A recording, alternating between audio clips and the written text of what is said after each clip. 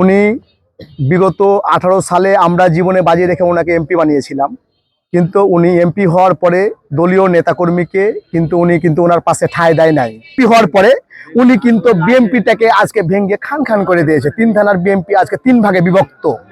Flat নাচল গমস্তাপুরের সাধারণ মানুষ আওয়ামী লীগের হাতে যে নির্যাতিত হয়েছিল, যে অবঞ্চিত হয়েছিল, সে এখন পর্যন্ত সে ঘুরে দেখায়নি এবং এখন পর্যন্ত কোনো 17 বছরে একটা ফুটেজ দেখাতে পারবে না যে আমি কোনো আন্দোলন করেছি নাচলে গমস্তাপুরে বোলাহাটে। এবং তাকে প্রত্যাহার করে আমাদের আরো কয়েকজন ক্যান্ডিডেট আছে, আমাদের ইঞ্জিনিয়ার মাসুদ আছে, সুচি আছে, সেন্টু ভাই আছে, তুহিন আছে, তালেক আছে, অনেক ক্যান্ডিডেট আছে। তাদেরকে কেন্দ্র যোগ্য যাকে মনে করবে তাকেই নমিনেশন দিয়ে আমাকে সবাইকে ঐক্যবদ্ধ করে আমরা তাহলে সিটটি দখল করতে পারবো, না হলে আমরা সিট হারিয়ে ফেলবো। নমিনেশন পেয়েছেন এমপির, কিন্তু এমপির নমিনেশন পেয়ে ওনাকে আগে সব থেকে বড় কথা ছিল 3 থানার লোককে ওনার ঠিক করা। কোনো লোককে এ পর্যন্ত ঠিক করে নাই। বিএনপি কোনো প্রার্থীকে বা কোনো আপনার জনগণকে যে মেন নেতাগুলা, সে নেতাগুলা কোনো ঠিক করে নাই।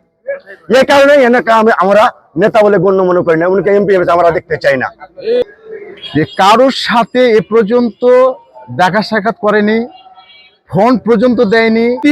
আমিনুল হাজী এভাবে চলে তাহলে আমরা এই সিটটা হারাতে পারি। এই ভোট খেয়ে জয়যুক্ত করতে হলে, এই ধানের শীষে ভোট খেয়ে জয়যুক্ত করতে হলে আমিনুল হাজীকে বয়কট করতে হবে। কিছু কথা বলছে যে ভোট করার সময় ওখানে আসবে, ভোট তো করবে, করার পরে তারপরে এরকম ভাষা প্রকাশ করছে যে ওখানে তখন হাঁকিয়ে দেবো, কাছে রাখবো না। এই হলো আমিনুল ইসলামের এই জন্য আমরা আমিনুল ইসলামকে বাতিল করে আমরা তারেক রহমানকে বলছি যে আমাদের এখানে আরো 12টা প্রার্থী আছে। এই 12টা প্রার্থীর মধ্যে যারা যোগ্য, যার পছন্দ হয় যে আমাদের 3 থানাকে ঠিক রাখতে পারবে, তাকে নমিনেশন দিলে তাহলে আমরা এই সিটটা ধরে রাখবো।